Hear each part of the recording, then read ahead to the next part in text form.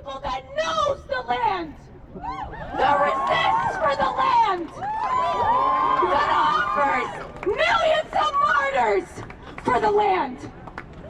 You cannot buy a land that knows its people. You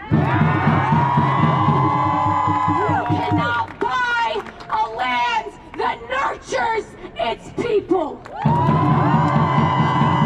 You cannot buy a land where the wind sings the names of its martyrs every day.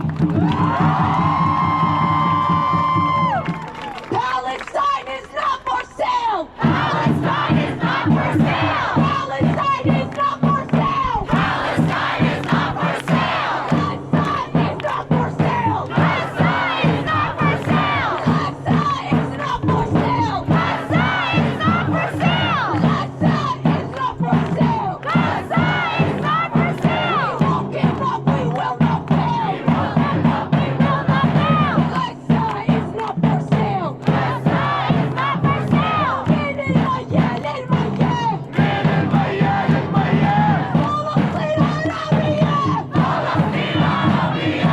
من غزة للقرار. من غزة للقرار. انتفاضة وانتصار. انتفاضة وانتصار. انتفاضة وانتصار.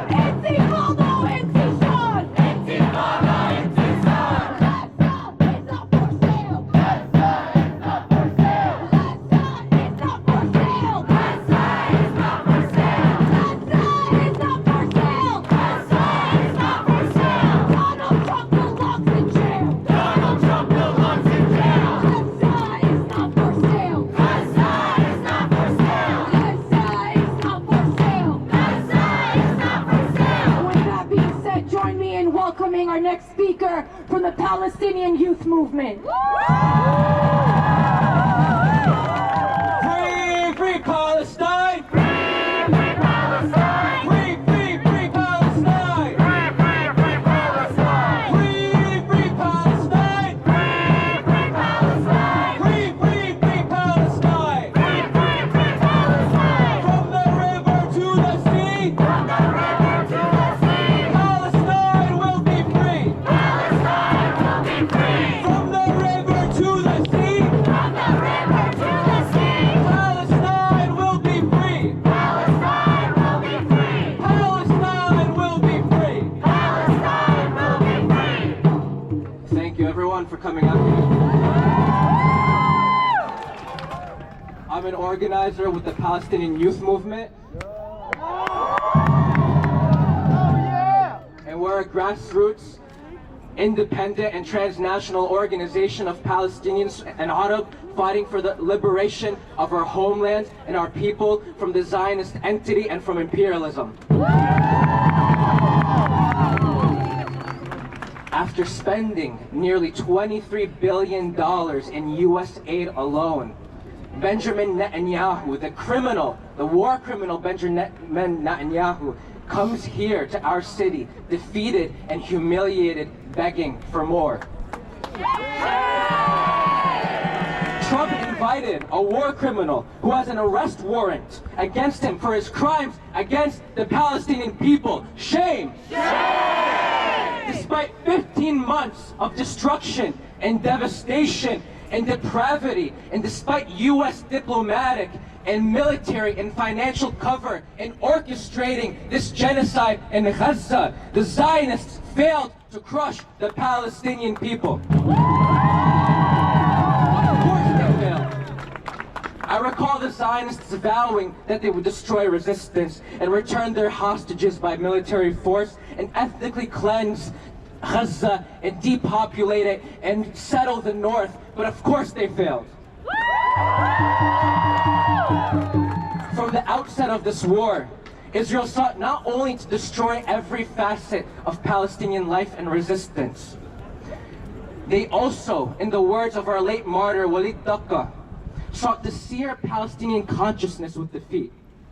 Instead, it was the Palestinian people who seared into the consciousness of the Zionist state and the Zionist military and the world that we will not be defeated. The Zionists were no match for Bet Lahia and Bet Hanun, and they were no match for Khan Yunis and Rafah. And in the end, it was the Israeli occupation forces, the most immoral army in the world, with Netanyahu at its helm, that was defeated and forced to retreat. This is a legendary achievement. Make no mistake about it. And we affirm that the steadfastness of the Palestinian people is what brought about this ceasefire first and foremost. There's a lesson despite the weight of the world that bore down against the people of Gaza, the way that they were able to rise up with dignity and glory. There's a lesson in every single step taken by the people of Gaza as they return to their north. They're showcasing their resolve and their love for the land, a love that can never and will never be severed. There's a lesson in the smiles and the tears of joy of our liberated prisoners who, despite the torture that they endured in Zionist prisons, remain steadfast. And look at the brave men and women of Lebanon who returned to their homes staring down the barrels of Israeli tanks and guns. And look at the glorious people of Yemen who stood with Gaza and the people of Palestine.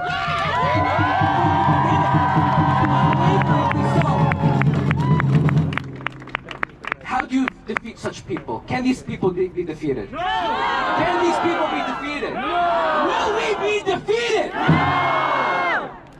And look at all of you here today who showed up for Palestine day in and day out without relenting. We're steadfast and we're unshakable, and we're committed to full liberation and return from the river to the sea no matter what. Hear that, Donald Trump? From the river to the sea. And as the march to fascism in the US ramps up, we need to stand our ground, because every time one of these war criminals comes to DC to visit, the violence against our people in Palestine and the region escalates. And we've already seen how in Jenin and the West Bank, the violence is already ongoing and is under attack. Shame! So we need to remain vigilant that whatever comes from this visit will defend our people and land against the existential threat of Zionism no matter what. Now we've already seen Donald Trump approve the sale of guns and missiles and bombs to the Zionist entity and approve $1 billion in weapons. Shame! Shame! Trump is no different than the Democrats in this way. He'll do whatever he thinks it'll take to crush our people.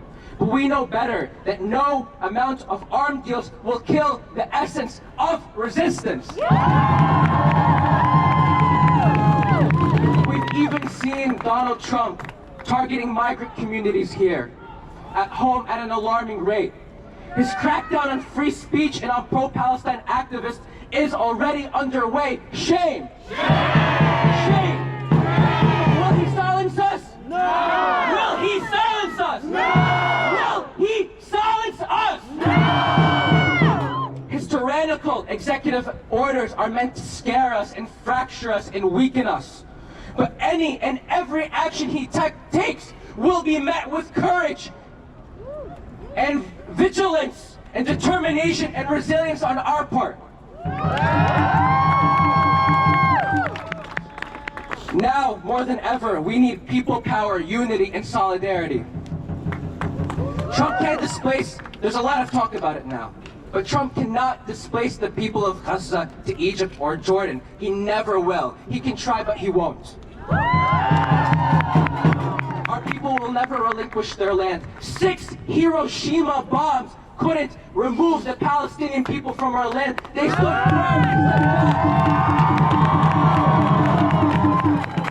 Trump and Netanyahu want to renege on the original conditions of the ceasefire, playing games like ignoring deadlines. But these are pitiful tactics meant to distract from their losses. And we know that Trump can eliminate the Palestinian cause by striking normalization deals with reactionary Arab states. He wants to bring back the Abraham Accords to advance the economic leg of imperialism the way the military leg failed to do so. We see through this insidious is veiled, and we call on our Arab siblings globally to rise up against this. And no amount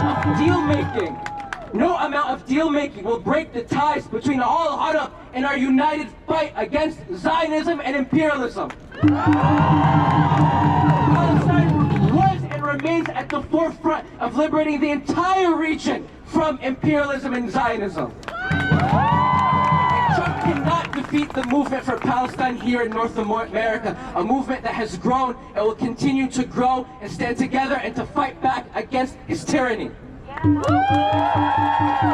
we declare that Trump, together with his predecessor Biden, represent the two faces of empire's evil. We totally reject Arab normalization with the Zionist entity, with the criminal Zionist entity. And we call on an arms embargo and to demand an end to all U.S. support for Zionism in Israel.